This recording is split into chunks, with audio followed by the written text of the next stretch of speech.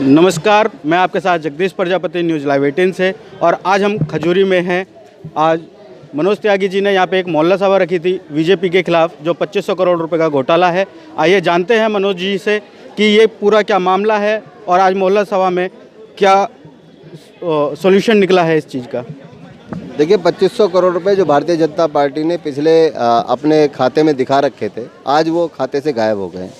उस 2500 करोड़ रुपए के घोटाले की सीबीआई जांच की हमने मांग करी थी। हम एलजी साहब के पास भी गए, हम माननीय गृह मंत्री जी के अमित शाह जी के पास भी गए, लेकिन भारतीय जनता पार्टी ने उस पर कोई भी जवाब देने से, उसकी जाँच कराने से पूरे तरीके से मना कर दिया।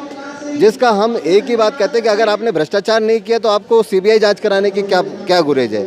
लेकिन भारतीय जनता पार्टी का कोई भी नेता और कोई भी सांसद, कोई मेयर, कोई भी ये नहीं चाहता कि इसकी सीबीआई जांच कराई जाए। तो बहुत ही साफ बात है कि बहुत बड़ा घोटाला है, कहीं ना कहीं बहुत बड़ा हेरा फेरी लेन देन का मामला है, जो ये सारे मिल बांट के खाने के चक्कर में है। इसलिए इस पर कोई सीबीआई जांच नहीं कराना चाहते। मनोज जी, जैसे देखा जाता है पूरे ईडीएमसी में तीनों जो एमसीडी हैं, इसके अंदर सारे कर्मचारी हड़ताल पर बैठे हैं अपनी तनख्वाह को लेकर, तो इसमें आपका क्या कहना है? देखिए, भारतीय जनता पार्टी आप देख रहे हैं कि रोज़ प्राइवेट कंपनियों को अपने काम जो है देती जा रही है। जैसे घर से कूड़ा उठाने का काम है वो एक मेट्रो कंपनी को दे दिया, एमआरएसएम मशीन चलाने का काम है वो एक प्राइवेट कंपनी को दे दी। आज एमसीडी के अंदर जो कर्मचारी रखा जाता है वो एक कंपनी से, मैन पावर सप्लाई कंपनी से लिया जाता है। तो तमाम जब सारे काम हम निजी कंपनियों को दे देंगे तो हमारा कर्मचारी क्या करेगा और उनकी तनख्वाह कहाँ से आएगी? क्योंकि 1 रुपये का काम जब आप 6 रुपये में कराएंगे तो नेचुरल बात है कि आपका पैसा तो व्यर्थ खर्च हो गया।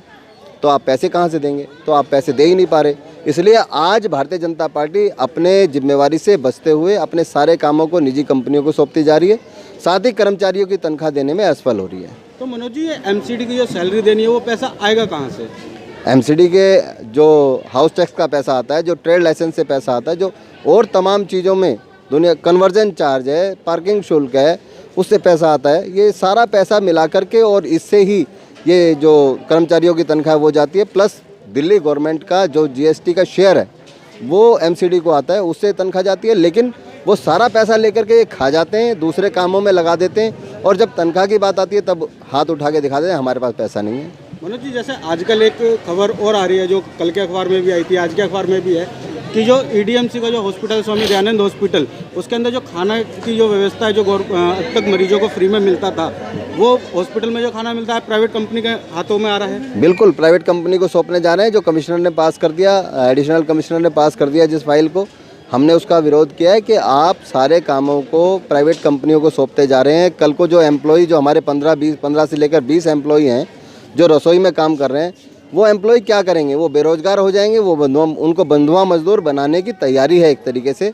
भारतीय जनता पार्टी के नेता सारा काम प्राइवेट कंपनियों के हाथों में देते जा रहे हैं, जिससे कि वो जो निजी ठेकेदार है, निजी कंपनी है, वो तो पैसे वाला हो जाएगा और जो कर्मचारी है वो गरीब होता चला जाएगा। अगर ये कंपनी प्राइवेट हाथों में चली जाएगी, हॉस्पिटल के अंदर अभी मरीजों को फ्री में खाना मिलता है, तो क्या बाद में इसका कोई चार्ज वगैरह होगा? नहीं, खाना तो शायद फ्री मिलेगा, लेकिन उस खाने के बदले में जो 10 रुपये की थाली है उसकी कीमत अगर 100 रुपये हो जाएगी तो अल्टीमेटली वो जनता की जेब से गया हुआ पैसा है, वो कोई मुफ्त में नहीं मिल रहा, वो जनता का पैसा है, जनता के ऊपर खर्च किया जा रहा है। तो जो जनता की जेब से जो 10 रुपये जाते थे उसकी जगह 100 रुपये खर्च होने शुरू हो जाएंगे तो अल्टीमेटली तनख्वाह में फिर ज़्यादा दिक्कत आएगी। तो हमारा तो यही है कि जो 70 करोड़ रुपये में कूड़ा उठाया जाता था घरों से, आज उसके लिए 220 करोड़ रुपये सालाना खर्चा किया जा रहा है। तो ये 150 करोड़ रुपये का जो एक्स्ट्रा खर्च पड़ा है, ये कहीं ना कहीं जनता की जेब के पैसे को मिसयूज़ किया जा रहा है, उसको कहीं ना कहीं भ्रष्टाचार की मलाई खाने के लिए इस्तेमाल किया जा रहा है। मनोज जी, जैसे आपने अभी पीछे स्वामी विवेकानंद हॉस्पिटल का दौरा किया, स्वामी दयानंद, ठीक है, उसके अंदर आपने काफ़ी मुद्दे थे जो आपने उठाए थे, जिसमें हॉस्पिटल का वो था और रेस्टरूम वगैरह था।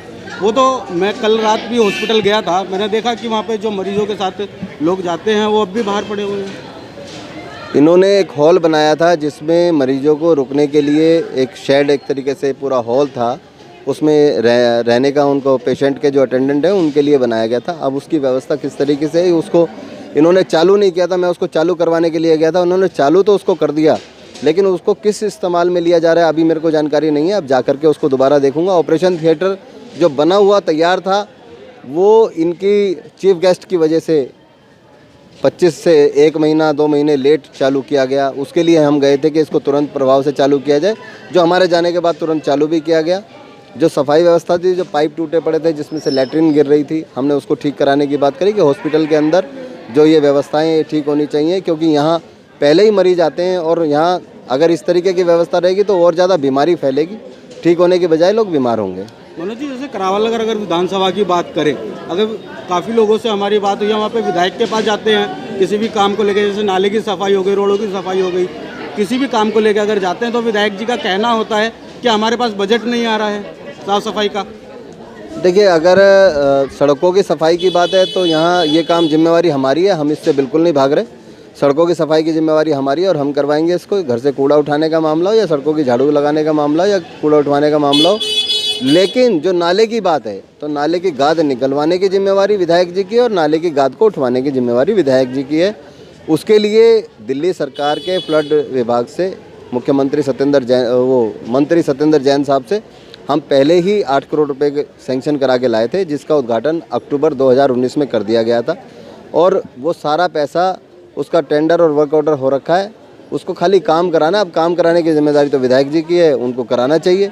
अगर वो मुकरते इस बात से तो वो हमें लिख करके दें कि ये हमारा नहीं आपका काम है, तो हम कराएंगे। सर, जैसे तुकमीरपुर के अंदर अभी पानी की पाइपलाइन डली है, तो वहाँ पे सर पाइपलाइन डाल तो दी है, वो गड्ढे को ऐसे ही भर के चले जाते हैं। अभी 2-3 दिन पहले रात को एक ट्रक पलट गया था वहाँ पर, जिसमें 2 मोटरसाइकिल और एक मकान का छज्जा वगैरह टूट गया था। उस पर आप क्या कहना चाहिए? देखिए, तमाम भारतीय जनता पार्टी के कार्यकर्ता विधायक जी को, मोहन सिंह बिष्ट जी को विकास पुरुष बताते हैं। अब मुझे पता नहीं इनका विकास करने का तरीका क्या है, क्योंकि जब ये गलियां बन रही थी, अभी हमने ई ब्लॉक की सड़क बनवाई, उसके बनने के 10 दिन बाद तुरंत उसको तोड़ करके पानी की पाइपलाइन डलवाई गई। अगर आपको पानी की पाइपलाइन डालनी थी तो वो 10 दिन के लिए सड़क रुक सकती थी, 20 दिन के लिए सड़क रुक सकती थी, 30 दिन के लिए सड़क रुक सकती थी। 30 दिन पहले पाइपलाइन डलती और उसके बाद सड़क बनती, ताकि लोगों को अच्छे सड़क पे चलने का वो रहता हमेशा। और दिल्ली जल बोर्ड से बाकायदा NOC ली गई थी कि इस सड़क पे कोई काम नहीं होगा पानी का 3 साल तक। उसके बाद DSIDC ने इस सड़क का निर्माण कराया। लेकिन बहुत ही अफसोस की बात है कि विधायक जी ने इसको अपनी प्रतिष्ठा बना करके और ये ज़बरदस्ती का पैसा इसमें लगाने का काम किया।